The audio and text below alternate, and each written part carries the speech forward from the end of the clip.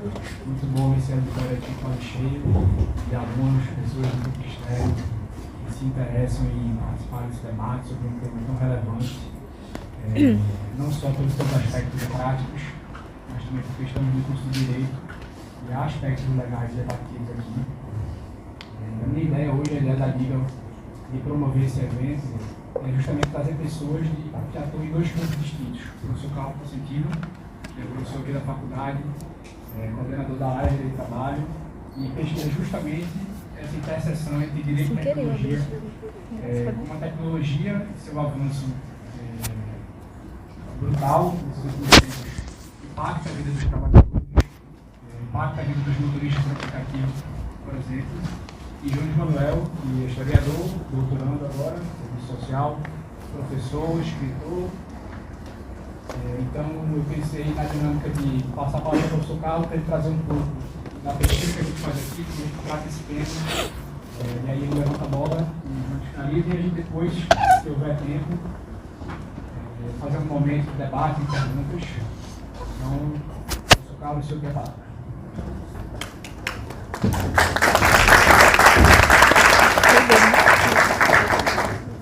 Boa tarde, gente.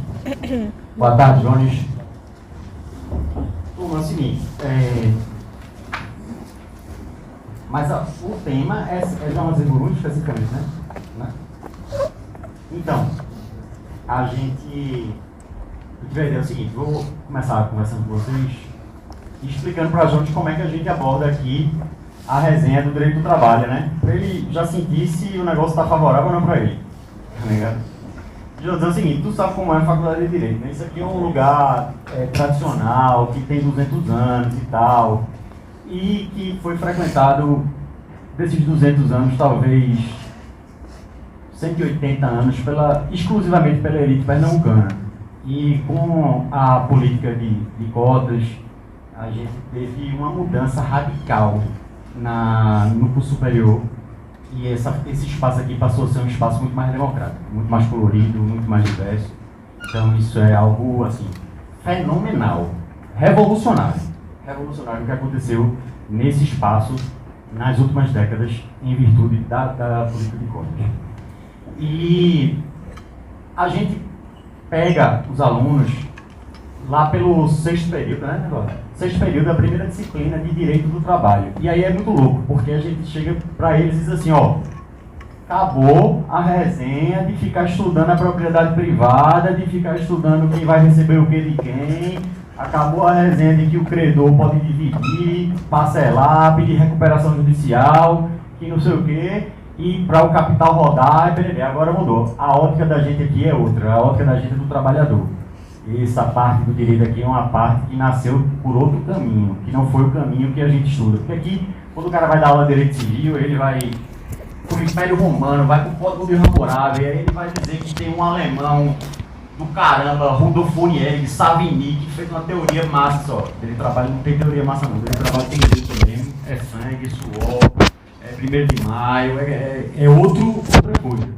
E uma das coisas que fiquei muito feliz quando soube você vinha, para nos ajudar a extrair da prática coisas que eu tento explicar para eles, e aqui a gente vai aprendendo junto na teoria, que é o seguinte, tem um professor famoso aqui que lançou um livro novo, ou que está envolvido na reforma do Código de Processo Civil ou da reforma tributária. Aí, meu irmão, é ciclo de palestras, aí vai compor a comissão no Congresso para discutir, aí os caras vão para a Europa, aí estuda, aí faz tese de doutorado, não sei o que, para fazer uma reforma no Código de Processo Civil. Aí quando tem reforma trabalhista, governo Temer, golpe, 3 meses, de uma hora para outra, quando a gente acordou, oi, cadê? Tava lá, reforma feita, ninguém discutiu nada com ninguém, não teve discussão pública, não me chamaram, não chamaram ninguém da área, não teve discussão, aí chegou, oi, quando a gente viu, a reforma já estava. Quer dizer, as normas trabalhistas, elas aparecem num susto, pela luta da classe trabalhadora, mas não tem uma metodologia, sabe como é? Não tem uma organização, assim, não, estamos aqui. Surgiu a pauta 6x1, que é o tema de hoje. Massa. Tá todo mundo achando massa isso aí, massa. Mas é é uma circunstância. É feito quebrar a linha do Japão, tá ligado? Você vem para um lado, vem para o outro e já apareceu um espaço. Porque assim, não tem uma metodologia não. Porque se fosse perguntar para mim, tu acha que é uma boa essa pauta? Não, para mim é melhor resolver o problema da pejotização antes, tá ligado? Porque o que adianta reduzir a jornada se todo mundo vai ser PJ? Então assim, se fosse perguntar metodologicamente o que é melhor, estrategicamente, quais são as lutas que a gente precisa lutar? Eu não votaria na 6x1, mas eu vou ser contra? Não, eu quero que vá também, porque aí está fazendo pressão, massa. Mas assim, a gente consegue evoluções ou involuções trabalhistas na luta, na tensão. Por que pode ser que a jornada 5x2 saia? Porque existe um momento de dificuldade, uma fragilização do governo, não melhora a aceitação do público, ele não está subindo, Lula não está subindo na pesquisa. Essa pauta é uma pauta que está ecoando, que veio no momento certo e pode ser que circunstancialmente isso chegue, esse direito. Mas não vai ser uma coisa organizada, programada, que a ciência está a favor, que a gente está estudando junto, que a gente está resolvendo, que a gente está pensando junto. É sempre um susto, é sempre uma confusão, é sempre num levante, que agora passa muito pela questão das redes sociais. Isso começou muito de um hype das redes sociais, essa discussão especificamente. Mas a gente, no direito do trabalho, a gente depende disso. Então eu tenho um monte de inveja dos meus colegas das outras áreas, que os caras chegam com um negócio organizado, é o código, que é assim, que tem... Direito do trabalho é a miserável da CLT, que não é nem um código, é uma consolidação. Aí tem norma de direito material, direito processual, tudo misturado, desorganizado. Até para explicar é difícil. Vai para um canto, vai para o outro, vem, não tem lógica nenhuma, porque foi o que deu para fazer ali, que surgiu historicamente ali, se organizou, saiu, era vaga, pronto. Aí depois, 88, puf, aí vai, mas assim, não tem uma lógica. Então a gente, isso tudo não é à toa. Aí Johnny vai poder falar muito melhor que eu. Não é à toa, isso não acontece à toa. É porque os meios que produz o capital, ele se organiza para o que ele tem interesse. A classe trabalhadora não tem jatinho para dar carona para ninguém. A classe trabalhadora não consegue chegar nesses espaços que essa turma chega. Dar carona e oferecer jantar. Barroso, antes de votar a questão lá do iFood, estava com o dono do iFood na casa dele, pô, jantando na casa dele. O trabalhador não tem condição de chamar o ministro do STF para jantar em canto nenhum, porque o ministro do STF não vai querer ir, não é amigo dele, não faz parte da turminha. Então, é muito complicado. As coisas vão se organizando na lógica de quem está no comando. E o nosso direito é um direito que ele nasce da força da classe trabalhadora, do movimento social. Por isso que a nossa fonte, a fonte do direito material, alunos de teoria geral têm prova hoje. A fonte do direito do trabalho é o quê? É o movimento social. É a luta da classe trabalhadora. Porque não é por amor, fraternidade, por senso de justiça que os direitos trabalhistas surgiram na história. A história não conta isso. A história conta que foi por meio da luta. Essa é a questão. Mas a gente também faz um disclaimer, Jones, aqui, que a gente diz assim, ó, é o seguinte, mas esse direito, que é conquista, que é uma expressão de movimentos de que a classe trabalhadora pode, acontece e faz, também é uma armadilha. Porque ele legitima o modelo de exploração capitalista. Então a gente luta por uma coisa que é uma merda, tá ligado? A gente luta pela existência, pelos direitos trabalhistas, né? Mas no fundo, isso é encaixotar você e dizer, você pode ter a sua força de trabalho vendida como uma mercadoria. Você pode ser comercializado, a sua força de trabalho é o que é inerente à sua vida, você pode vender sua vida para outra pessoa, porque ela não precisa, o mundo não precisa que você trabalhe tantas horas, e aí chega a discussão da jornada de 6x1. Mas aí o direito legitima isso. Então, parece que depois da Revolução Francesa, depois do Iluminismo, ficou meio estranho. Na modernidade ficou meio estranho eu admitir que pessoas podem ser escravizadas, né? É meio bizarro isso. Mas aí eu posso dizer que você é livre para trabalhar para alguém, para vender sua força de trabalho, faz parte da liberdade individual, pô. É lindo isso, ó. Vê que coisa bonita a modernidade disso. você vai lá e faz, exerce a autonomia da vontade e vende. Você escolhe a pessoa que você vai trabalhar e aí você trabalha e faz esse negócio jurídico aí que o direito regulou e está chancelado, está ok, está massa. E não tem mais nada errado com isso não. Então, os modelos de exploração têm agora um verniz, tem um colorido da liberdade que o liberal diz, pô, tá cacete aí, pô, vai trabalhar aí que tu vai ter tua Ferrari. Vai lá, irmão. Vai lá. Tá ligado? Então, esse direito, ao mesmo tempo, ele é um passo, né? Ele é um estágio. E primeiro eu preciso ter o mínimo de direito para o sujeito comer, sair da desnutrição infantil e poder raciocinar e pensar e em si organizar, né? Enquanto as pessoas estiverem morrendo de fome por desnutrição, como é que o cara vai conseguir se emancipar se ele está com dificuldade de sobreviver? Então, eu preciso lutar imediatamente por um direito do trabalho, eu preciso lutar por esse julgamento da pejotização não rolar, ou para a jornada 5x2 sair, para poder as pessoas terem uma qualidade de vida melhor, pensando no próximo passo. Então, é um direito que a gente luta por ele para a autodestruição dele, no final das contas, né? Então, isso é bom para quem não pagou o trabalho ainda, já ficar com uma luzinha de teoria geral. Então, eu queria fazer esse início aqui, a introdução para o Jones falar, mas para ele entender que ele está em casa, pelo que eu conheço dele, ele está em casa porque aqui nós falamos a mesma linguagem, pelo menos na nossa área, certo? Aqui tem de tudo, Jones. Então aqui também tem a galerinha que é o seguinte, a galera é do tributário, é do direito comercial e o cara quer ganhar dinheiro e foda-se os comunistas, entendeu? Mas aqui, a galerinha que está aqui, se tiver alguém do outro lado se tiver um infiltrado aqui, na verdade está procurando um pontinho que eu estou dando também, que é uma PSzinha, que ele vai querer, mas é porque ele ouve, né? Ele ouve e aí quem sabe Jesus não fala no coração dele. Um ponto não. Depois a gente... Ó, o divisor. Eu queria só... Eu tava pensando aqui, eu tava pensando mais cedo, vou falar com o João sobre uma coisa importante. Que tem uma pegadinha nessa PEC, certo? Que é o seguinte. Quem já pagou direito individual viu comigo isso. Você pega, para você calcular a hora de trabalho, você vai fazer o quê? Você vai pegar a semana, 44 horas, divide por 6. Você divide por 6, aí fica 7,33. Aí você multiplica por 30, que vai fazer pro aí. Você pega 44 horas, divide por 6, que são os dias trabalhados, porque o 7º dia é o descanso semanal remunerado. Você divide por 6, aí fica 7,33, aí você multiplica por 30. Aí quando você faz essa multiplicação é que dá o 220, que é o divisor mensal, certo? Mas por que você divide por 6? Porque um dia é descanso semanal remunerado. Se você... Eita, Gabriel, me lasquei. Se você... Esse bicho entende matemática pra cacete. Ó, se você pega e divide, Gabriel, veja se eu não estou certo. Se você divide 40 por 5 e depois faz a multiplicação, o divisor vai sair de 220 e vai para 240. E com o divisor maior, o valor da hora vai reduzir.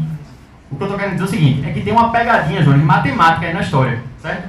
Que isso já é uma discussão que não é nova, não estou inventando isso não. Isso é uma discussão que é dos bancários, já antiga. Porque os bancários, eles têm uma jornada de 6 horas diárias, e aí, quando foram fazer a jornada deles, aí começou a ter interpretação jurisprudencial dizendo assim, não, pô, o divisor tem que subir. Aí o TST tem uma súmula, 403, eu acho, que ela diz assim, não, quando você for fazer o divisor, você não vai seguir a aritmética. Você não vai de 240, você não vai fazer 240 porque matematicamente vai dar 240, porque isso reduz o valor da hora. Você tem que fazer uma interpretação que não viole o princípio os direitos fundamentais, o retrocesso social, o não retrocesso social e tal. Você faz uma interpretação para garantir que não vai mexer no divisor. Porque se eu altero a quantidade de dias de trabalho por semana e mexo no divisor, eu posso estar empatando. Tá ligado? Porque o cara vai descansar mais um dia, mas ele vai reduzir o valor do salário dele. O que não é a intenção. Na PEC já diz que é sem redução de direitos. Mas tem brecha para discussão. Porque já tem súmula do TST, quando se trata dos bancários, como é que resolveu com os bancários? No bancário é o seguinte, o sábado do bancário, que ele não trabalha, não é o segundo repouso semanal remunerado. Ele é um dia trabalhado, é um dia de trabalho não computado. É um dia útil não computado, exatamente. Um dia útil não computado, que aí empata e resolve o problema. Então são algumas pegadinhas que, enfim, eu fico morrendo de medo, porque se você deixa qualquer pegadinha numa PEC e depois o STF que vai fazer o controle de constitucionalidade, aí já sabe o que vai dar, tá ligado? Então, é só para um insight aqui, para a gente discutir, Jones. E outra coisa também, que eu queria fazer uma provocação, que não é provocação, mas aqui a gente estuda muito, a gente tem estudado muito, uma parte que eu estudo é a questão do desenvolvimento tecnológico, a uberização, certo? Que aí a discussão da jornada 6x1 já era, né, irmão? Porque aqui meu amigo Pedro aqui, ciclista, a gente discutiu muito isso nas aulas. O RAP hoje em dia está trabalhando 12 horas, pedalando 60 km por dia. 60 km por dia. Eu tenho um colega aqui da faculdade, do Ministério do Trabalho, disse: Carlos, eu só não fiz um resgate ainda, porque eu não vou ser entendido, vai dar muita confusão. Mas eu enxergo um trabalho análogo à escravidão. Um sujeito trabalhar no trânsito, na poluição, no sol quente, 60 km pedalando por dia para ganhar no final do mês 1.500, 2.000 pontos, isso para mim é trabalho análogo à escravidão. Eu já poderia, na minha cabeça, fazer um resgate. Chamar a empresa aqui, vou fazer um resgate do trabalho análogo à escravidão. Só que ninguém vai entender isso. Mas nós já chegamos a níveis de exploração da força de trabalho semelhantes à Revolução Industrial, pô. Tá ligado? Isso respeita a jornada 6x1. Essa turma tá trabalhando 12 horas por dia, pô, pra fazer dinheiro. Tá ligado? Então, assim, tá sendo muito desrespeitado isso. Por essa galera que não é considerada como trabalhador e, por conseguinte, ter a jornada limitada. E aí, a provocação vem no seguinte sentido: de certa forma, você é um uberizado, porque você trabalha para uma empresa de tecnologia, ela explora a força de trabalho de Jones, que publica o vídeo dele, tem uma renda, ele tem o princípio da estabilidade financeira, ele já financiou o carro dele, ele já trocou, ele já pegou um empréstimo, porque o YouTube vai pagar ele mês que vem. Porque ele tem uma média de visualização que dá X, ele já tem uma expectativa de renda. Tá ligado? Só que essa empresa não tem nenhum contrato com ele. É um contrato de adesão, que ele concordou com tudo, que a gente concorda com tudo, que a turma manda a gente clicar lá. Mas aí, quanto é que ele ganha por visualização? Ele tem esse controle? O YouTube diz pra ele: tu tivesse X visualizações, tu ganha 0, tantos centavos por visualização. Tu pode fazer, o teu regime de pagamento é assim, assim, assim. Eu vou distribuir teu vídeo para X pessoas. Ah, não é porque é o algoritmo. Se você não fizer assim, o algoritmo vai mudar. E quais são as regras do algoritmo? Quem foi que definiu? Tá ligado? Então, de certa forma, para pra pensar, isso que eu quero a gente conversar. De certa forma, o trabalho dele pode não parecer, mas é semelhante ao Uber. O cara tá no Uber, tem a taxa dinâmica. Que taxa dinâmica é essa aí? Quanto é que o cara ganha ou deixa de ganhar? E quando o cara, e se amanhã, se Deus o livre, ele acabar aqui a palestra e ele entrar no YouTube e o YouTube dizer: negou acesso. Mas, oxi, foi que houve? Liga pra lá. Ah, não, procura saber lá na central de atendimento. Teus vídeos caíram. E aí? Tá ligado? Então são essas questões, porque vidas passam a depender economicamente de um negócio que ele não tem segurança jurídica, tá entendendo? O que a gente estuda aqui nessa faculdade? Cadê a segurança jurídica desse bicho aí? Tá ligado? Se o YouTube disser: eu não vou mais reproduzir teu conteúdo, e aí? Como é que vai ser isso aí? Tá ligado? Tem que negócio precário. Mas a força de trabalho dele é explorada, a imagem dele é divulgada, e ele não tem controle, ele não participou, ele não, é a mesma coisa, é uma relação de trabalho, no estrito, ontologicamente trabalho, como eu explico para vocês em teoria geral. Ele não tem autonomia. Ele não tem autonomia porque ele não negociou as cláusulas contratuais com o YouTube, que é muito maior do que ele, tem muito mais poder econômico. Quando o YouTube muda uma cláusula, uma regra, ele concorda. Ele faz um vídeo puto e concorda. Por quê? Ele tem condições de ir contra o YouTube. Tá ligado? Veja como essas coisas nos afetam a todos nós. Até a propagação das nossas ideias são possíveis pelo capitalismo, e a gente estuda isso também, né? Que o capital, o que ele faz? Ele se apropria da estética do tempo dele. Calça rasgada nos anos 60 era porque o cara não trocava de roupa porque ele era hippie, mas quando o capital viu que vendia, ele disse: agora quem vai rasgar sou eu, vou vender mais caro. Tá ligado? E aí você ia na loja, que agora saiu de moda a calça rasgada. Você ia na loja e dizer: ó, mas essa calça aqui é rasgada a laser. Aqui, para envelhecer essa calça aqui foi muita lavagem. Aqui é mais cara, tá ligado? Então, são essas provocações e panorama inicial para Jones poder dar o show dele aí. Boa tarde. Professor Carlos, obrigado pela exposição. Só trazendo aqui uma ligação, uma provocação, é que desde a Revolução Industrial, o dono da fábrica, o capitalista, ele sempre quis explorar mais. Como é que ele podia fazer isso antigamente? Estendendo a jornada de trabalho. Então as pessoas trabalhavam 14 horas por dia. A partir do momento que as pessoas começaram a não aceitar isso mais, não aceitar que crianças fossem trabalhar, a jornada de trabalho foi fixada em um teto. E como é que ele conseguiu compensar essa perda de tempo na exploração? Simplesmente com um avanço tecnológico. Então, em um menor espaço de tempo, ele explora muito mais o trabalhador. É o que a gente chama, em termos marxianos, da mais-valia relativa. Ele tem que potencializar a exploração dele. O cara se pagar em alguns minutos para que o restante do mês seja só de lucro e de mais-valia. E aqui no Brasil, a gente tem a jornada de 8 horas diárias há quase 100 anos, desde a década de 30.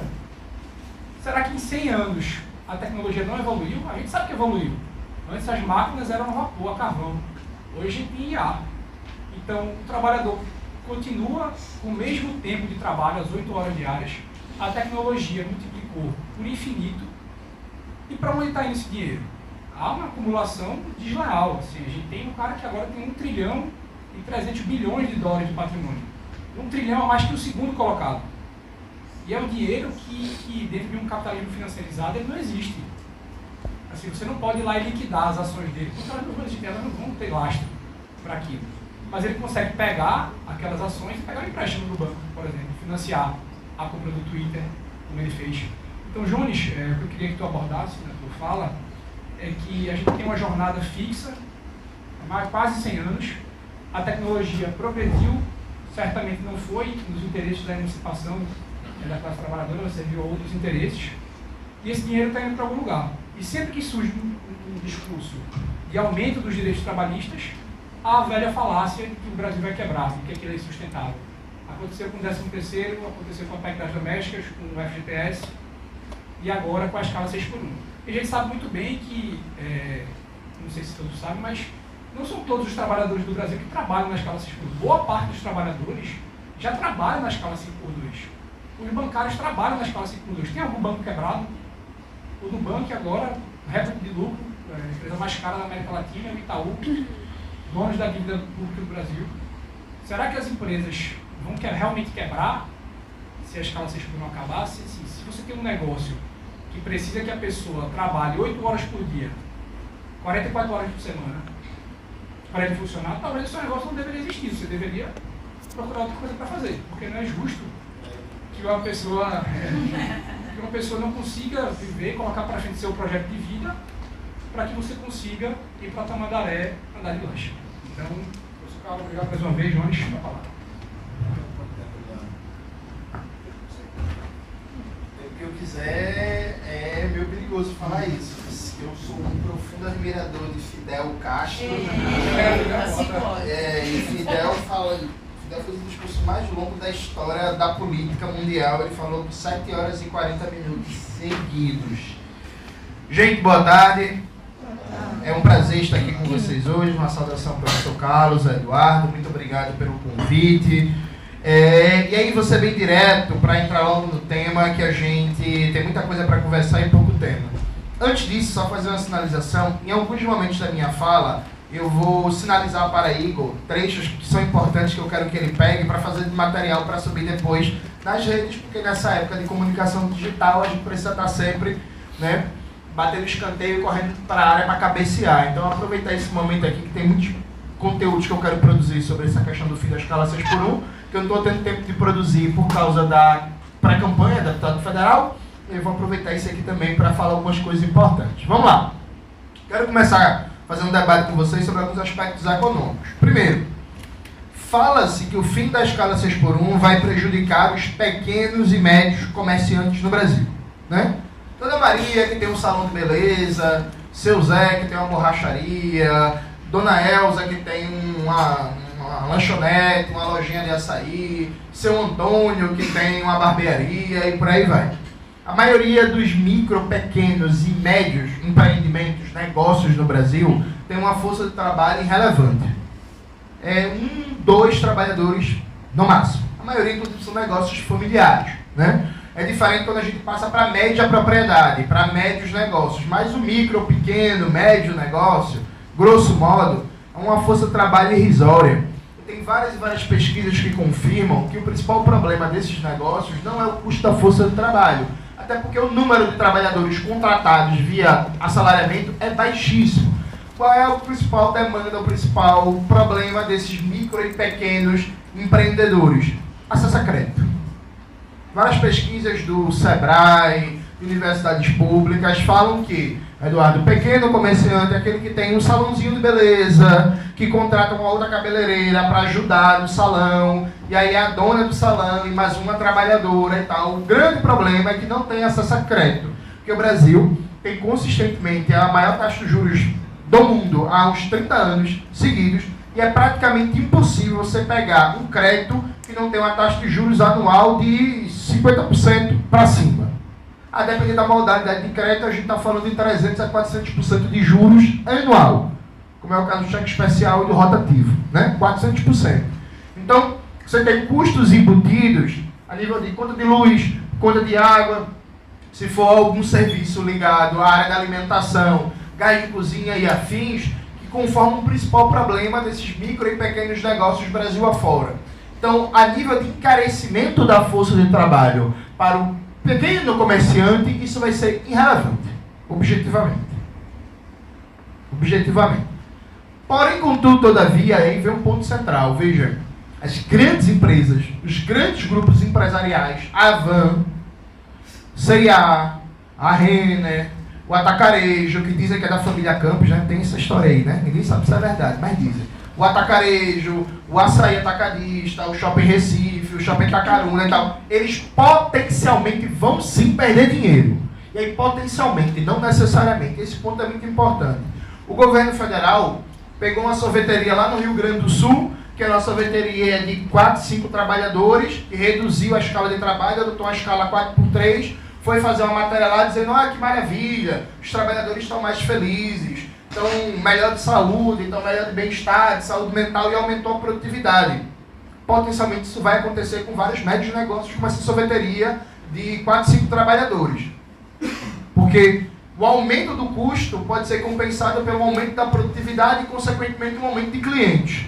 Show! Isso não é a tendência geral dos grandes negócios da economia capitalista brasileira, do grande capital. Potencialmente, o grande capital vai ter prejuízo ou redução da margem de lucro. E que bom! Aqui, o pressuposto do debate é: existe luta de classe entre capital e trabalho, gente. E aqui, veja, não precisa ser marxista para entender isso, né? Ano passado eu fiz um debate, Carlos, com o Fernando Holliday, né? Foi terrível. E aí, eu tive que ensinar para o Holliday que falar que existe classes sociais e luta de classes não faz ninguém marxista. Porque os economistas políticos clássicos, os historiadores burgueses clássicos, né? O David Ricardo, por exemplo, o famoso economista político inglês, pré-Marx, ele falava de uma disputa pela apropriação da renda do excedente entre capital, terra e trabalho. Então existe uma disputa pelo excedente econômico ou pelo mais valor criado no âmbito da produção entre capital e trabalho.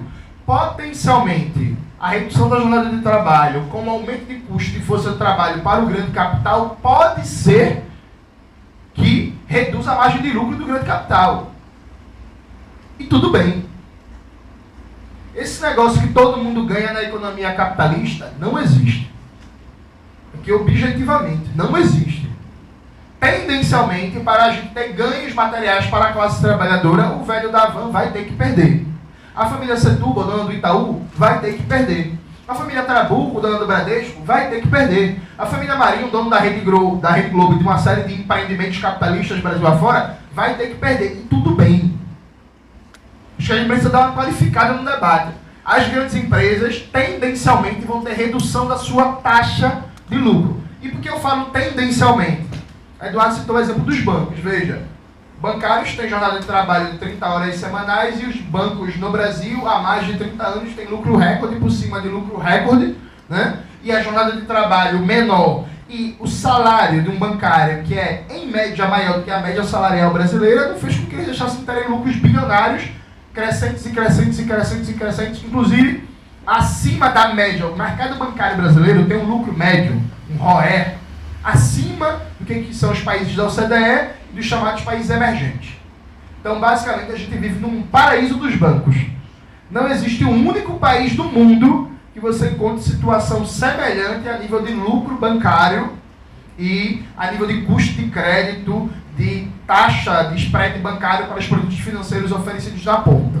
Então, tendencialmente, não necessariamente, o grande capital pode compensar isso de diversas formas, inclusive no próprio Congresso Nacional eles já apresentaram projetos de lei para tentar compensar o potencial aumento de custos com o fim da escala 6x1, como desoneração de folha de pagamento, aumento de isenção fiscal, etc, etc.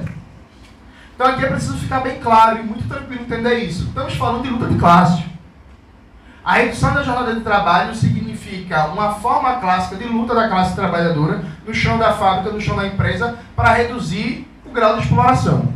Reduzir o grau de exploração pode significar, potencialmente, redução de taxa de lucro do grande capital.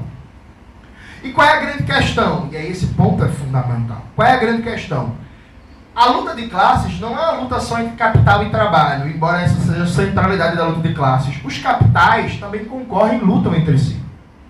Então, por exemplo, quando as petroleiras multinacionais forçam cada vez mais a destruição da política interna nacional para a produção de derivados de combustível, para forçar a importação, e impõem uma política como o PPI, política de paridade de importação na Petrobras, que fez com que o preço dos combustíveis disparassem, esse lucro maior das multinacionais do petróleo, das importadoras do petróleo, encarece a cadeia produtiva da economia brasileira e dos diversos outros setores do capital.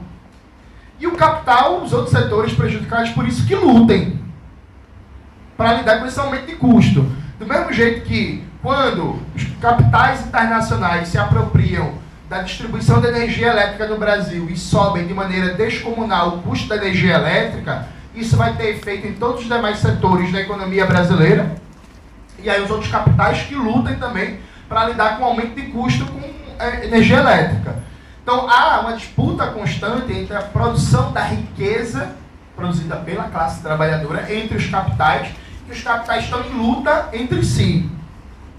A grande malícia, o grande jogo, o negócio é que nesta luta entre os diversos capitais pelo excedente econômico socialmente produzido pela classe trabalhadora, é importante que a variável de ajuste seja sempre a degradação das condições de trabalho. Então é isso.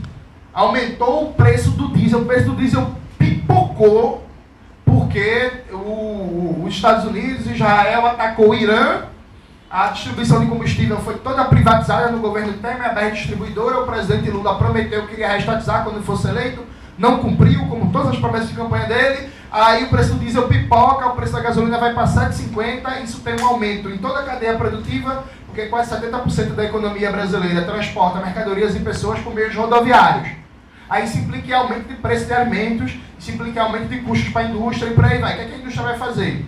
Ela vai jogar o preço para o consumidor final, a massa trabalhadora, e vai tentar reduzir o custo de força de trabalho.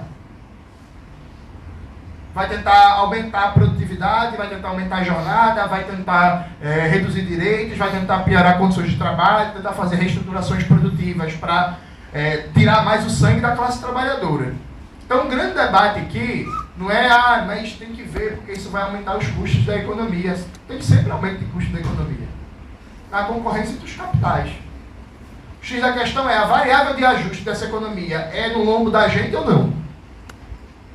Aqui o debate é esse. Vale dizer, e aí tem uma certa safadeza, que é assim, muitos liberais progressistas gostam de citar o Estado de Bem-Estar Social, o Welfare State europeu, como exemplo do que é possível combater as desigualdades e meio que equilibrar o conflito de classes do capitalismo. Um dos motivos da crise do welfare state e a ultrapassagem da social-democracia pela onda neoliberal foi que, no final dos anos 60, o crescimento médio da taxa de lucro nas economias capitalistas centrais começou a cair. Tinha-se direitos demais, emprego demais, numa lógica de no conflito entre capital e trabalho, tentar forçar reestruturações produtivas para aumentar o nível de exploração contra a classe trabalhadora, o nível de crescimento da taxa de lucro estava em declínio e era necessário fazer uma violenta reestruturação produtiva para aumentar o nível de exploração e de acumulação de capital. Foi por isso que o estado de bem-estar social virou água, né, na Europa Ocidental. Então, acho que esses são os dois primeiros pontos. Quem estava aqui na outra atividade que eu participei, só para eu registrar, tinha alguém? Uma pessoa, 2 pessoas, 3 pessoas, 4 pessoas, 5 pessoas. Na outra atividade eu recomendei um texto do Michael Kalec, ou Kalesch, a depender da pronúncia, Aspectos Políticos do Pleno Emprego. Trabalhar esse texto com eles? Pronto.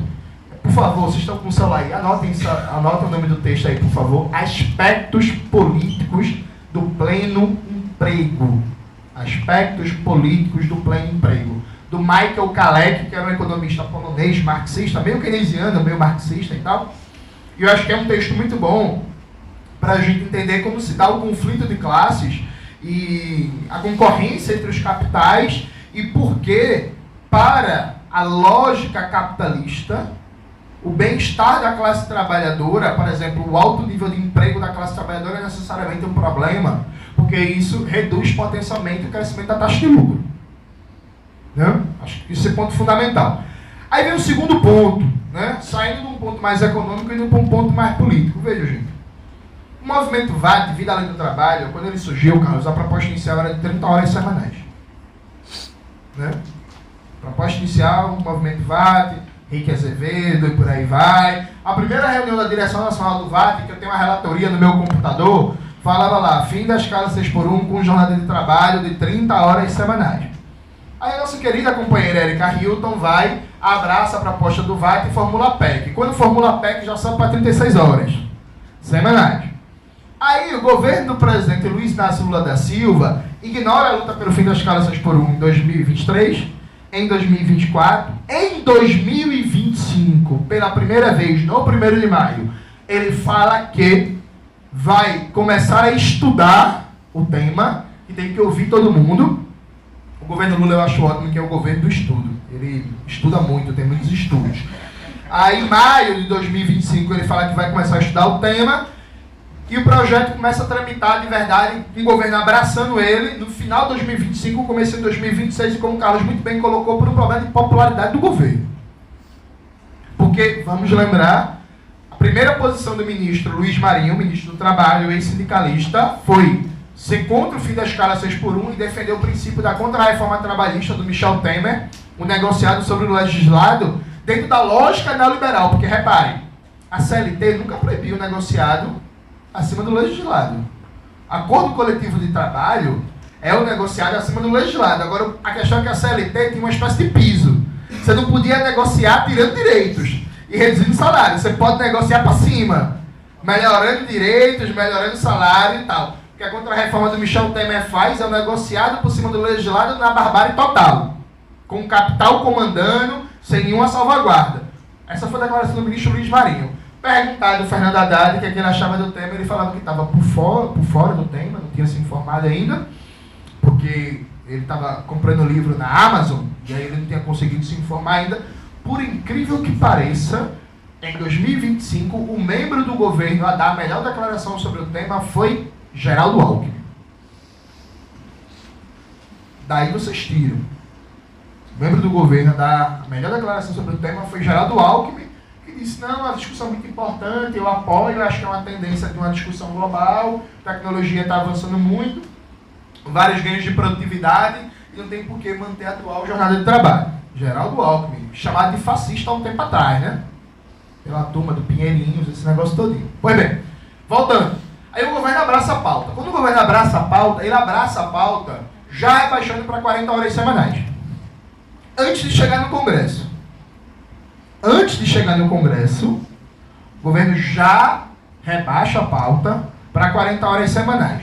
Acontece o óbvio, que é, a partir do momento que mais de 70% da população brasileira apoia o fim da escala 6x1, e a gente está em ano de eleição, e essas desgraças ainda são eleitos, era óbvio que a maioria dos deputados e senadores não vai conseguir votar contra. Isso aqui é uma obviedade. É por isso que uma das principais preocupações deles é não votar esse ano, que é ano de eleição. Porque aí depois que a eleição acabou, a democracia burguesa no Brasil não tem revisão de mandatos, não tem recall, não tem controle nenhum do suposto eleitor sobre o representante. Depois que acabou a eleição, meu velho, só daqui a 2 anos na eleição para prefeito. Acabou-se. Os próximos 2 anos não tem o que fazer. Não tem como revogar o mandato, não tem como dar voto de desconfiança, não tem como derrubar nada. Né? Tem até mecanismos ali de impeachment para o executivo, mas a nível de controle direto do exercício da soberania, a representação brasileira é uma soberania sequestrada. O representante, ele sequestra a soberania por 4 anos, e aí você volta a conversar com ele 4 anos depois. Né? E aí, acontece o óbvio, que é o Congresso, representando os interesses empresariais, fala, eu vou aprovar as escala 6 por 1, mas com período de transição. E isso foi aprovado no período de transição. Reduz 2 horas de imediato e reduz 2 horas depois. Qual é a malícia? Não causar o impacto imediato do fim da escala 6 por 1, esperando o resultado do ciclo eleitoral. Porque aí, se o Flávio Bolsonaro ganha a eleição, cria-se força política para tentar reverter a medida. E aqui vamos lá. Uma irresponsabilidade é aceitar qualquer período de transição. Porque uma coisa é você tentar reverter uma medida que foi implementada, que já está fazendo efeito e que já está na consciência da população. Outra coisa é você voltar atrás de uma medida que nem sequer saiu do papel ainda. Então, a irresponsabilidade é aceitar qualquer período de transição. Não é eleição, mas o Lula está indo bem nas pesquisas, e o Flávio Bolsonaro é enrolado com o PCC, com um filme vagabundo, com não sei o quê, está brigando com a Michelle Bolsonaro, estava. O candidato da Colômbia, Ivan Cepeda, liderou a eleição, o processo inteiro, e no final perdeu o Abelardo de la Espriella. Então, hoje o Lula está liderando, mas ninguém sabe qual vai ser o resultado da eleição em outubro. Então, é irresponsabilidade jogar período de transição. Quando chega no Senado, o governo Lula, Carlos, aceita um acordo com Davi Alcolumbre para tirar o regime de urgência. Porque quando o governo coloca regime de urgência num projeto, o Congresso tem até 45 dias para votar. Se não votar, obstrui a pauta. Fica proibido de votar qualquer coisa. E era aí assim que estava. O governo vai aceita, e aí esse ponto é para tu pegar aí. O governo vai aceita negociar com Davi Alcolumbre para tirar o regime de urgência. Resultado prático, faz 1 mês que a votação do fim da escala 6 por 1 está parado no Senado, e o acordo foi, tira o regime de urgência, e aí em troca disso o Congresso deixa de aprovar as chamadas pautas bombas. O que é pauta bomba? Aposentadoria especial para agente comunitária de saúde e de combate a endemias. Ô, gente, isso virou pauta bomba, foi? A gente é o quê? Neoliberal, é? Virou pauta bomba? Garantir aposentadoria e mais direitos para agente comunitário de combate à endemia? Que conversa é essa? De pauta bomba. Na lógica empresarial, burguesa, neoliberal, é realmente mais direitos para a classe trabalhadora é pauta bomba. Ah, porque vai implicar custos. E vai. Obviamente. Que vai implicar aumento de custo, melhora salarial e de aposentadoria. Mas não é importante, não. Quer ir para cima de problema de custo, em termos de finanças públicas, tem 3 trilhões de dívida ativa com a União, de empresas que devem ao Estado. Tem 900 bilhões de isenção fiscal, desoneração fiscal para as grandes empresas, inclusive multinacionais. Tem 1 trilhão pago por ano de juros da dívida pública, porque a gente tem a taxa Selic em 14,25%, que é a segunda maior taxa de juros do mundo, que só perde para a Rússia, que está em guerra há 8 anos. Tem 55 bilhões e todo ano de emendas parlamentares para o Congresso Nacional. Temos o judiciário mais caro do mundo. Temos os militares, os generais mais caros do mundo. Sem um bocado de caminho para cortar gasto público. Aí é nas agentes comunitárias de combate à endemia? Então, vamos ter cuidado com essa conversa de pauta bomba. Porque o que a mídia burguesa está etiquetando de pautas bombas são pautas no interesse da classe trabalhadora, tal como foi em 2015. Na época do impeachment contra Dilma, até hoje tem gente que não sabe, o que se chamava de pauta bomba, por exemplo, eram medidas que aumentavam direitos para professores e professoras. Então, assim, como diria Malcolm X, né? Se você não for cuidadoso, a imprensa vai fazer você odiar o oprimido e amar o opressor. Então o governo aceitou esse acordo, retirou a urgência, e a PEC do fim da escala 6 por 1 está parada no Congresso Nacional, no Senado. Faz 1 mês. E não vai para a votação. A mobilização chamada hoje para o dia 30 foi uma mobilização extremamente fraca, que inclusive é uma demonstração não de força, de fraqueza. Então, acho que a primeira coisa, e aí sendo até meio evidente, se não for aprovado esse ano, dificilmente vai ser aprovado em 2027. Porque a oposição hoje ao governo de extrema-direita e da direita neoliberal, passado o período eleitoral, fica menos responsiva às demandas da sociedade. O próprio governo ganha a eleição, o governo reduz seu ímpeto e seu ânimo para aprovar uma pauta como essa. Sabe? Então acho que é fundamental colocar na ordem do dia a cobrança ao governo para que recoloque o regime de urgência na pauta e que não aceite qualquer negociação que postergue a aprovação do fim da escala 6x1, que para a gente é um problema ser 40 horas semanais. Porque tem uma série de categorias lutando com a jornada de trabalho de 30 horas semanais. Hoje cedo a gente estava na ALEP, na audiência pública da psicologia. Está lutando por 30 horas semanais. Se a PEC é por 30 horas semanais, você unifica com assistentes sociais, com psicólogos, com fisioterapeutas, com terapeutas ocupacionais e com várias categorias que já têm 30 horas, mas que são violadas, fazendo um movimento nacional de toda a classe trabalhadora do setor público e privado por 30 horas semanais. Mas como o Eduardo muito bem colocou, uma porrada de trabalhador no Brasil já tem uma escala 5x2. Então, por exemplo, a minha irmã trabalha numa escola pública da Prefeitura Municipal. Ela já trabalha de segunda a sexta. Então é muito difícil eu chegar para minha irmã e dizer assim: pô, irmã, importante a luta pelo fim da escala 6x1. Ela falou: mas vai mudar o que para mim? Para tudo não vai mudar nada, né? É importante, vai afetar positivamente 18 milhões de trabalhadores, mas é pouco, né, gente? Temos 210 milhões de habitantes. Foi um erro o rebaixamento, e foi um erro esse caminho de institucionalização. Mais ainda, a burguesia brasileira, ela tem como princípio, como toda burguesia, não gostar da democracia política. Ela só gosta da democracia na parte da sacralidade da propriedade privada dos meios de produção. E na parte do poder econômico mandando no voto. Todo o resto da democracia política, a burguesia não gosta muito, ela convive. Tanto é assim que o que a gente chama de democracia foi imposto pela classe trabalhadora, né? A gente chama de democracia burguesa porque a democracia assentada na base econômica do capitalismo, ela vai ser sempre uma democracia burguesa. Mas voto universal, partido político, liberdade para lançar jornal, para organizar sindicato, tudo isso foi imposto. Aliás, uma cabeça, um voto, acabar com a distinção. Tem um livro muito bom do Domênico Lossurdo, Democracia ou Bonapartismo, Triunfo e Decadência do Sufrágio Universal, que Lossurdo mostra que cada um dos institutos hoje chamados de democracia liberal, os liberais sempre foram contra. Sempre foram contra.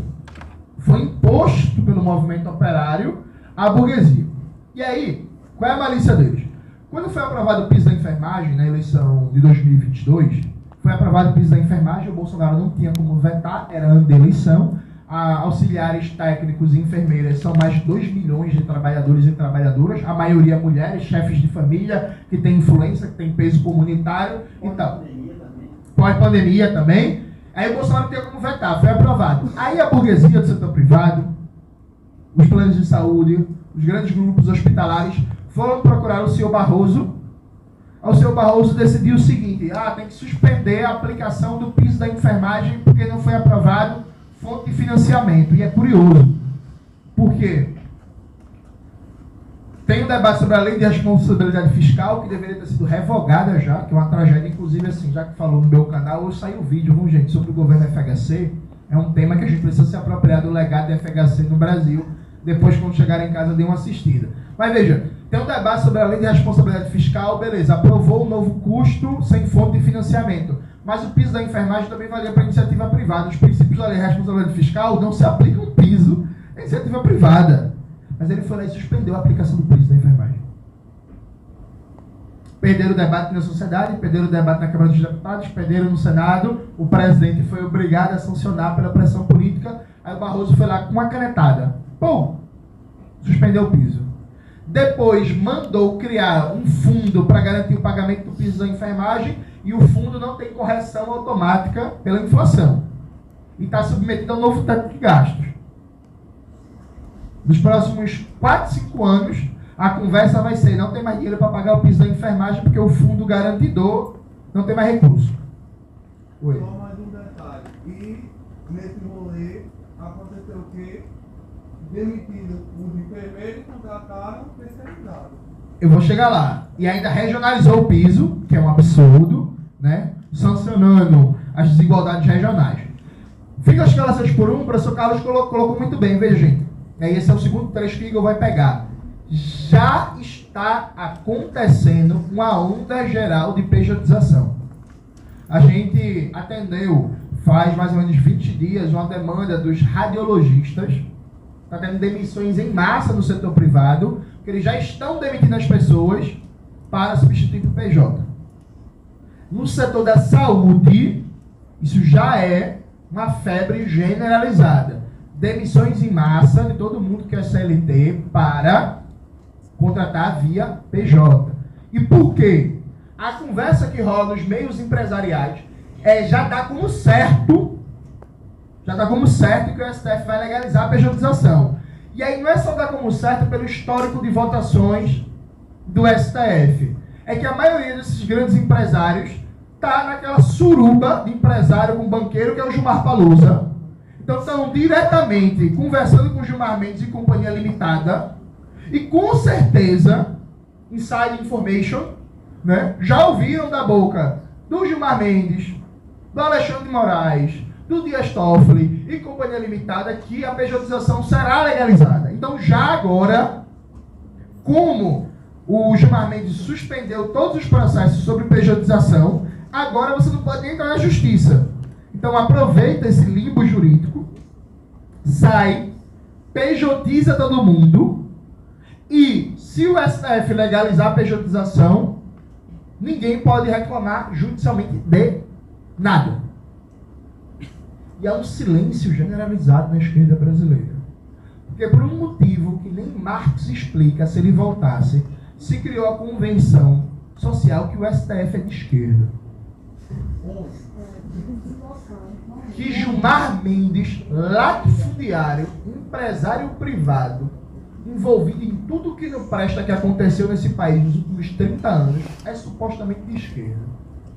Que Alexandre de Moraes, o portador de maconha do Paraguai, responsável por uma política de segurança pública repressiva e assassina quando era secretário de Segurança de São Paulo. Um sujeito que a sua companheira, a senhora Viviane Bassi de Moraes, tinha um contrato estranhíssimo com o Banco Master de mais de 120 milhões de reais. Ela provavelmente deve ser a melhor advogada do Brasil. E com um contrato desse, meu amigo, envolvido até o pescoço do Banco Master. O Dias Toffoli, que também está envolvido com tudo que não presta, que vivia em resort, com Daniel Esteves, que é banqueiro, aliás, André Esteves, que é banqueiro do BTG Pactual, que estava lá junto com a galera do Banco Master no resort. E que é muito estranho ter o resort também, né? Vale dizer que o patrimônio da família ali está incompatível com o que deveria ser o salário de juiz do STF. Né? Não que seja um mau salário, mas é dinheiro demais para quem ganha só 46 mil por mês. Né? Dinheiro demais. Então já é dado, já está acontecendo um processo de pejotização em massa. Mais do que isso, já há uma tentativa sistemática de prefeituras, Brasil afora, de tentar fazer contratação de serviço público via PJ. Em que sentido? Ao invés de uma seleção simplificada, veja, tinha um concurso público, né? Aí começaram a tirar os concursos públicos e começaram a meter seleção simplificada. Quando não é contratado via OS, via OCIP, né, que é um legado do governo FHC e do ministro da Reforma do Estado, Bressa Pereira, que em 5 governos petistas também nunca foi enfrentado. Aí agora, qual é a nova onda, Eduardo? É assim, a prefeitura contratar uma empresa que vai prestar um serviço à prefeitura. Qual é o serviço à prefeitura? 200 aulas de matemática por mês, 150 aulas de português, 130 aulas de biologia e tal. Aí a prefeitura contrata essa empresa, a empresa te contrata, te paga por hora aula dada e tu não tem vínculo com a empresa que a prefeitura está terceirizando. Tu és uma espécie de Uber da educação, de Uber da assistência social, de Uber dos processos administrativos. Então já há um processo generalizado. E aí, o entendimento também do STF, e porque ano passado o STF legalizou contratar serviço público fora de concurso via CLT. Oficialmente, ano passado o STF acabou com a obrigatoriedade de concurso no Brasil, viu, gente? Tem concurso ainda por pressão política, porque em ano eleitoral os governos querem fazer uma graça, dizendo que estão fazendo concurso e por aí vai. Mas, oficialmente, ano passado acabou a obrigatoriedade de concurso público no Brasil, para serviço público. Não? Então, veja, eu tenho pleno acordo com o perigo da pejotização. E, para mim, não me estranha que a maioria do que se entende como esquerda no Brasil não fale sobre o tema. Sabe por quê, gente? Aqui muito concretamente. Porque falar sobre o tema significa fazer uma crítica ao STF, e aí é isso, se criou essa ficção que o STF é de esquerda, que o STF é um guardião da democracia, né? E aí, assim, para mim o STF no modelo atual não deveria existir. Que é um debate muito longo, mas para mim esse controle de constitucionalidade aí é uma mentira. Porque tudo que é inconstitucional, acho que atende aos interesses do grande capital, nos últimos 40 anos no Brasil, o STF disse sim.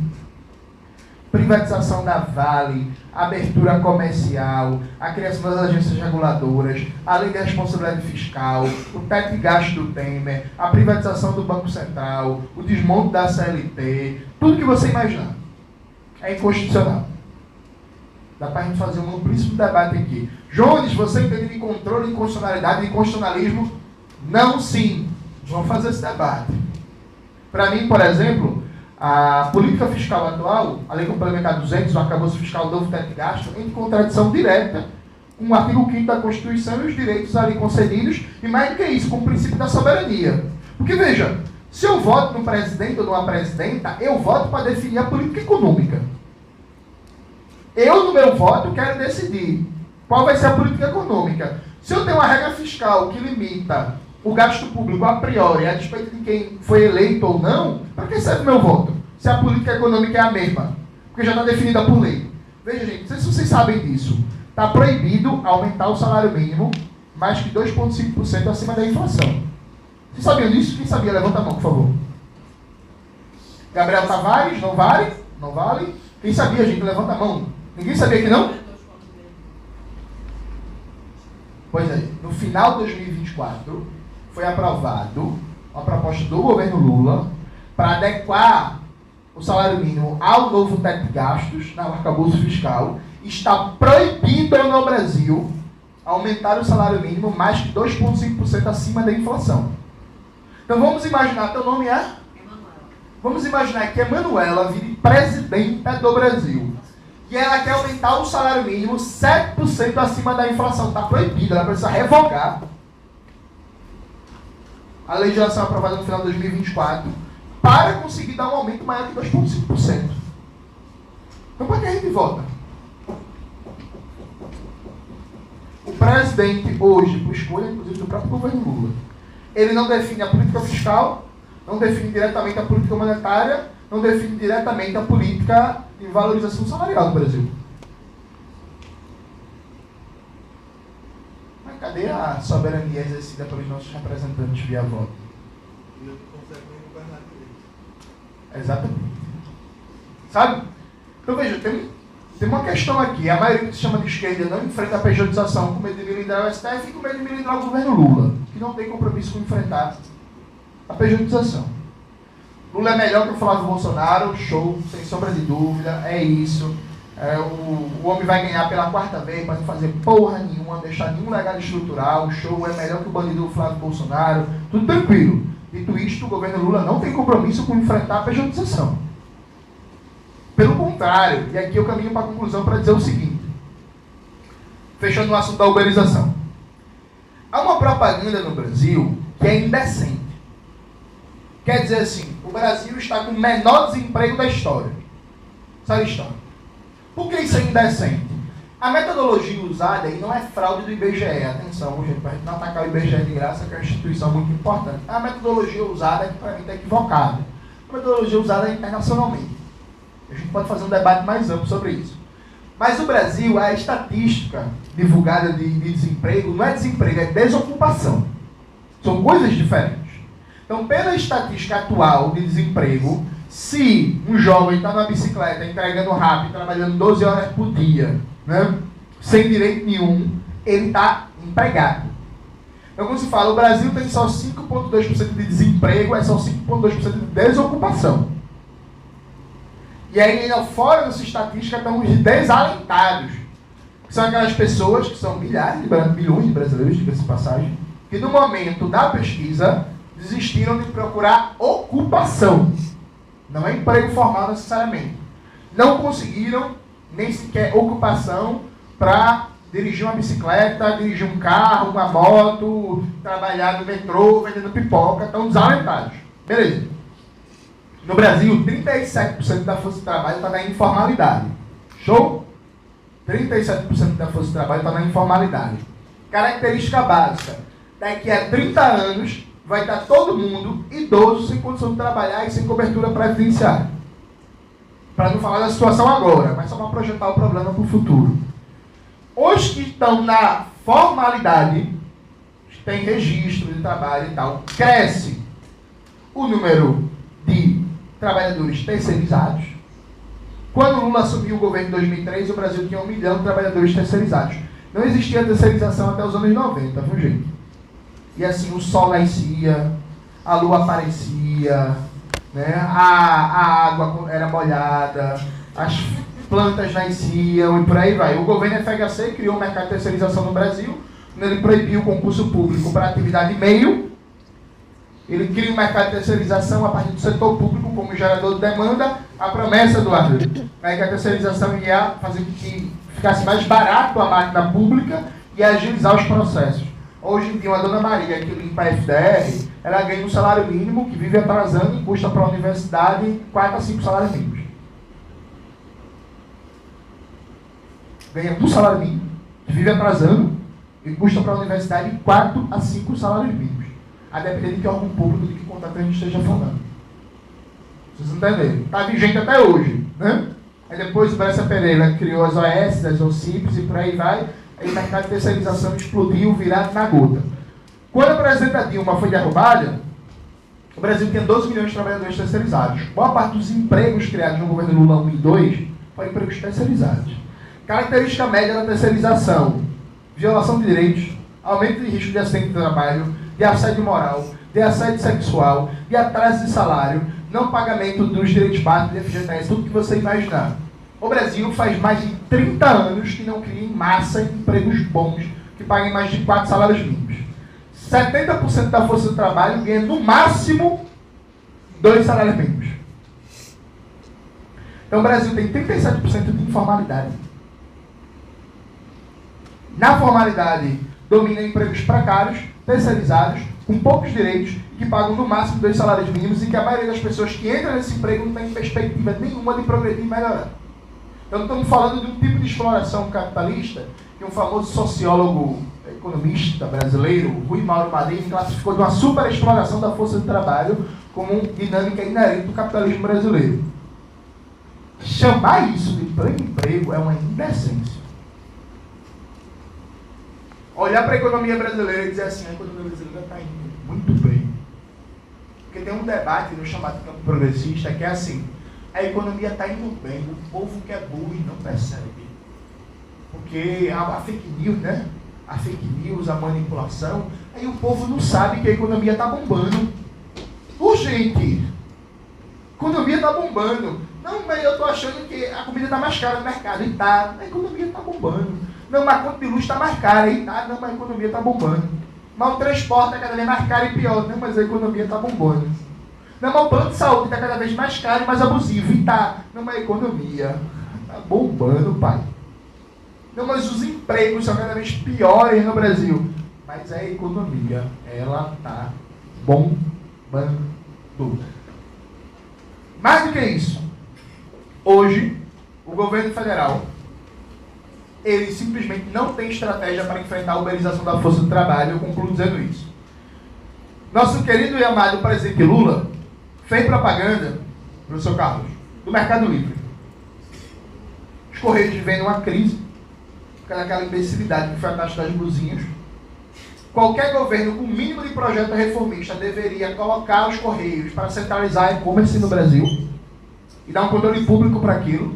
O presidente Lula fez divulgação do Mercado Livre, trouxe a Meituan, que é tipo a iFood da China, para o Brasil e fez maior propaganda que vai gerar emprego. Hoje, o iFood, mais o Uber, mais o Rappi, mais o Zé Delivery já são os maiores empregadores do Brasil.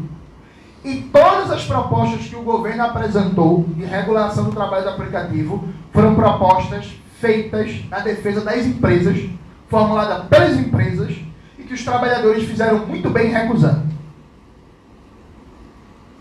O debate sobre regulação do trabalho de aplicativo feito na Califórnia, veja, não é Moscou na época da União Soviética, né? Não é na cidade de Ho Chi Minh, no Vietnã, não é em Pequim, na China. Na Califórnia, a proposta foi 100 vezes mais avançada do que todos os projetos de regulação que o governo federal apresentou. A proposta de regulação do trabalho de plataforma na União Europeia, que, como diria o IBCZ, a Europa é indefensável, feita na União Europeia, foi 100 vezes mais avançada do que no Brasil. Dentre outras coisas, a proposta da União Europeia entrava no debate sobre a governança algorítmica, né? Que é isso que você deu exemplo, Carlos. Eu não tenho controle sobre o gerenciamento do meu trabalho no YouTube. E nenhuma das propostas no Brasil, apresentadas pelo governo federal, coloca esse debate. E mais do que isso, e aí que eu termino de verdade, uma figura, quando eu comecei a minha militância, tem quantos anos? 20 anos, meu Deus do céu. Nem me lembro quando era, quando eu tinha 22 anos. Eduardo, há muitos anos atrás, quando eu comecei a minha militância, tu ainda era uma criança, um famoso político carioca que já era prefeito do Rio, Eduardo Paes. A gente chamava ele de Dudu Milícia. Chamava Eduardo Paes de Dudu Milícia, né? E sempre foi considerado um político de direita. É isso, um político de direita, não liberal. O Dudu Milícia, que agora é chamado de progressista por alguns, que é uma coisa impressionante. No começo da prefeitura dele, agora acho que é a terceira, a quarta prefeitura, alguma coisa assim no Rio de Janeiro, ele apresentou a ideia de criar um aplicativo público municipal como forma de intervir no mercado. E aí, veja, é uma medida plenamente liberal, que é uma regulação imperfeita do mercado, porque é uma concentração monopolista. Vou incluir um novo player no mercado, porque esse novo player do mercado, mesmo sendo público, vai oferecer taxas mais vantajosas para os motoristas de remuneração e de cobrança mais baixas para os restaurantes, para aí equilibrar o mercado, reduzindo os abusos dos demais competidores privados. Então não é uma ideia de criar uma estrutura só pública de distribuição, do serviço de entrega de comida. Institui um player público para corrigir as falhas de mercado e mercado monopolizado ou oligopolizado. Era isso. Um deputado novo entrou com um processo na justiça dizendo que era ilegal, apresentando lá que era ilegal que o governo municipal do Rio de Janeiro criasse a empresa pública. O juiz da desgraça foi lá e aceitou, né? Foi, paralisou e acabou. O governo Eduardo Paes resistiu. Mas qual é a moral da história? Pô, gente, o Eduardo Paes tentou criar uma empresa pública. Dudu Milícia. Tá ligado? Eduardo Paes, do PSD, do Kassab, do Ronaldo Caiado. Tentou criar uma empresa pública para intervir. Desistiu porque quando ele viu que a briga era muita, quando ele viu a pressão, ele falou, eu não vou mais não, né? Deixa que eu consigo o voto desse povo sem comprar essa briga, que essa briga é demais para mim. Mas o Ministério do Trabalho brasileiro, o Ministério da Fazenda, o Ministério do Planejamento, a Presidência da República, os partidos progressistas, de esquerda, por aí vai, a maioria deles não tem coragem, porque já que a economia digital, plataformizada, é uma realidade imediata, e que a gente não vai conseguir superar ela de imediato, a questão é, qual é a intervenção básica que a gente precisa fazer para enfrentar essas condições degradantes de superexploração da força de trabalho? Uma proposta de regulação que reconheça o vínculo trabalhista e que submeta essas relações ao básico protetivo da CLT. 2. A criação de uma estrutura pública que intervenha diretamente na oferta e na demanda, fazendo uma regulação real no mercado da força de trabalho. Só dá para fazer isso via empresa pública. Uma das duas iniciativas estão sendo tocadas. Então, concluo dizendo o seguinte, gente. Hoje, no século XXI, há um debate que virou assim, o que é ser de esquerda? É um negócio meio estético. Eu tomo vacina, eu gosto de preto, eu gosto de mulher, eu gosto de LGBT, eu respeito os animais, eu tomo um remédio com receita médica. Eu não tomo detergente. Não tomo detergente, então eu sou de esquerda.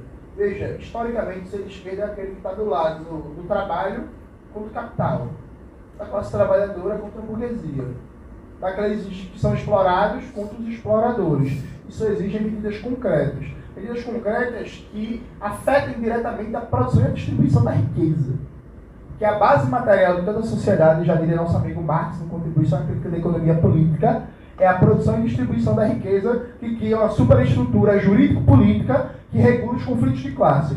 Ser de esquerda passa prioritariamente por ter clareza de projeto econômico em defesa da classe trabalhadora.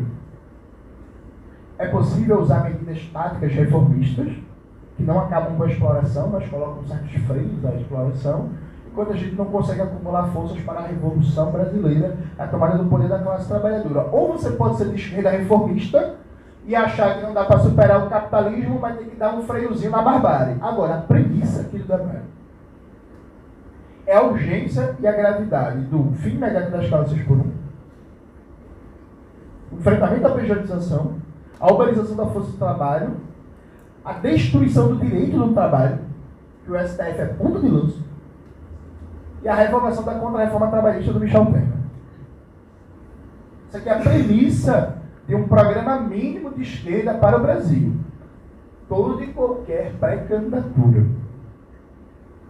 todo e qualquer partido que não tem coragem de abordar esses temas, a primeira pergunta que a gente precisa fazer é de esquerda mesmo? Porque xingar Bolsonaro de bandido é fácil, porque ele é um bandido mesmo. Né? É isso. Falar tome vacina, falar respeito às minas, os negros, os LGBTs, é fácil para qualquer pessoa que é decente e não é fascista. Né? É isso. A pessoa que é minimamente civilizada e decente, proferir no espaço público respeito ao ser humano na sua plena condição de ser humano, show, mas isso não resolve o problema da gente, que é o Brasil está indo para o buraco com um processo de aprofundamento cada vez maior da exploração da classe trabalhadora, de aprofundamento da dependência e do subdesenvolvimento. Hoje, antes de vir para cá, eu estava no carro lendo a notícia que acabaram de privatizar o urânio brasileiro. Urânio acabou de ser privatizado. Mas, na Constituição brasileira, não é? Não tem um negócio lá que diz que o urânio é monopólio da União, né? O Código de Mineração Brasileiro dos anos 30 não fala também que o urânio é monopólio, mas... Privatiza, depois usa para... Sabe? Então, assim, esse é o caminho que a gente está indo. O debate é muito mais profundo do que derrotar a família Bolsonaro. Derrotar a família Bolsonaro é fundamental nessas eleições. Agora, quem acha que o rumo desse país está bom, sinceramente, não está bom não. A gente está indo para um buraco cada vez maior e cabe a nós, especialmente a vocês, que são jovens. Eu também sou jovem, eu acho. Eu também. Pronto. Cabe a nós, temos muita energia e disposição de luta, intervir politicamente e tentar mudar os rumos do nosso país na defesa da classe trabalhadora. Muito obrigado.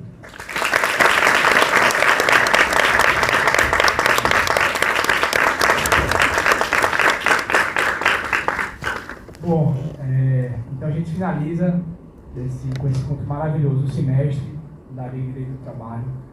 Queria agradecer a todo mundo que participou. Então, antes de finalizar, vamos fazer algumas perguntas aqui, tanto do professor Carlos quanto 3 perguntas, se possível um pouco mais objetivas, tanto do professor Carlos como para Jones. Não, porque eu estou tendo aqui, só para Jones. Então, só para Jones. Bora, Bia. E aí, gente, alguém quer falar alguma coisa? Quer discordar? Quer concordar? Quer... Um adendo. Tá. Eu posso Aí, falar? eu falei. Não precisa não. Finge que até lá do teu lado. Só um adendo. É porque eu posso estar enganada, mas se eu não me engano, há 2 semanas a suspeição de Gilmar sobre os processos que tratam de regularização caiu. Não me engano. Mas Isso. até o PST. Pronto. Até o TRT não sobe para o RB. Isso, exatamente. Que a orientação. Isso, ele liberou. Agora você pode entrar e pode instruir, mas quando chegar na segunda instância, aí para. Isso. Não vai para o TST, não só para Brasília não. Mas em tese, Não vai parar, entendeu? na prática, permanece, porque as orientações de dentro, não estou falando isso, eu só digo isso. Não vamos julgar. Por quê? Ela Exatamente. trabalha na justiça do trabalho. E eu preciso dizer que mesmo estando nessa situação de filé diante de todo o mercado, todo mundo exausto. Ninguém aguenta isso. Então, assim, é só um comentário, na verdade. Primeiro agradecer, Raul. Boa informação. Assim, só por, mas também foi importante o aviso do professor. É só um comentário, na verdade. Tem algumas obras muito legais sobre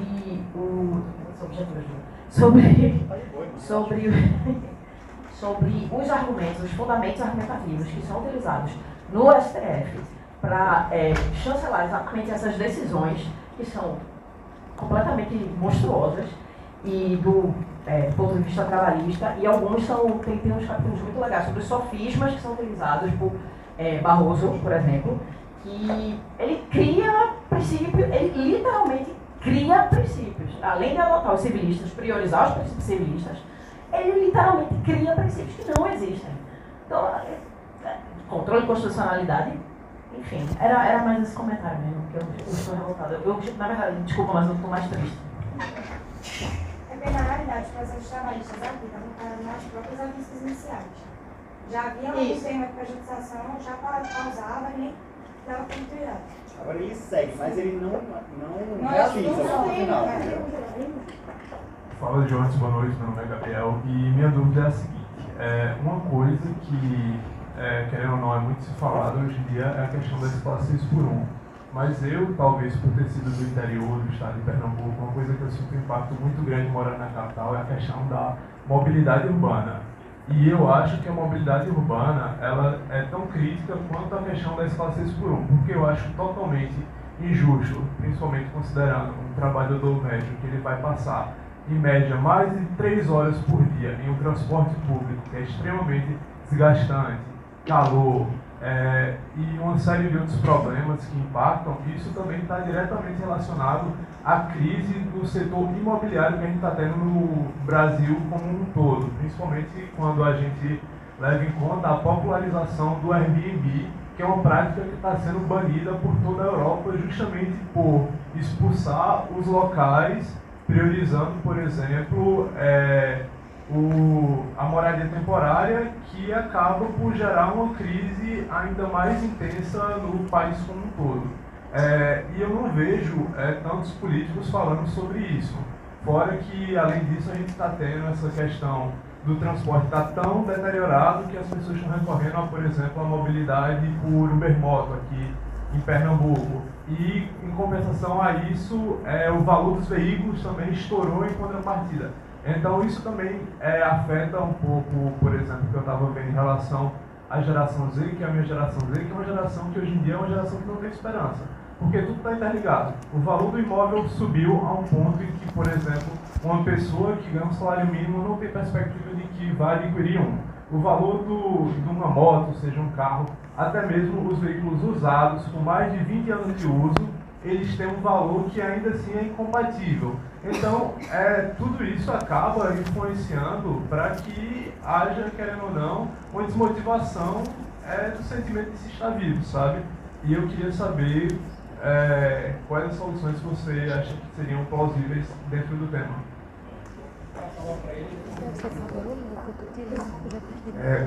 Eu tenho uma provocação Primeiro, minha pergunta é, na sua conclusão, existe esquerda no Brasil? Assim, é o primeiro ponto que a gente tem que e eu tenho que fazer uma dentro que eu entendo toda a questão do jogo político é uma questão complexa.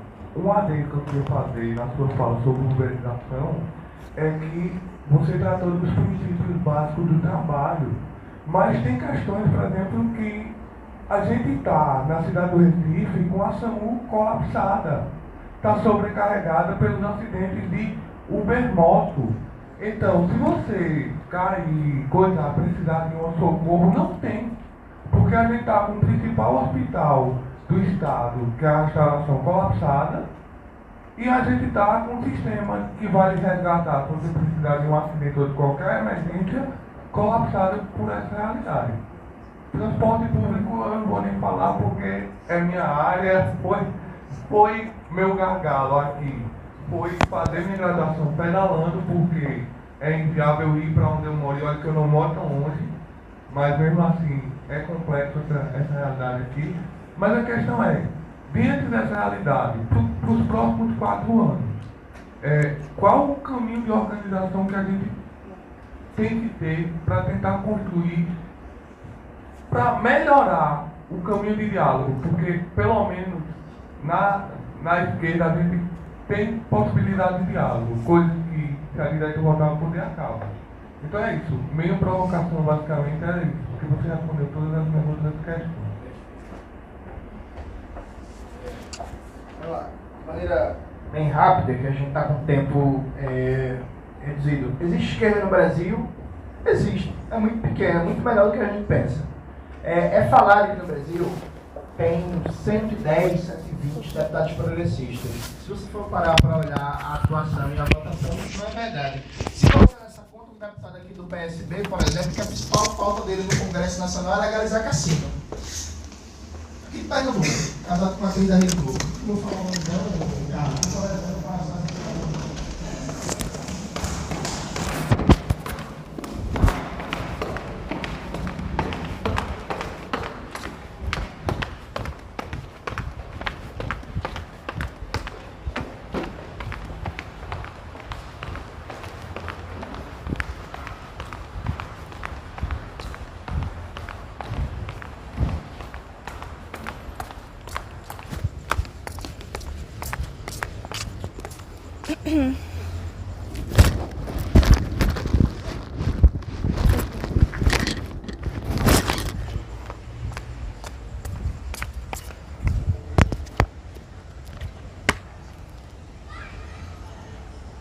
Ai, miserável, cancelou a corrida. Idiota, velho.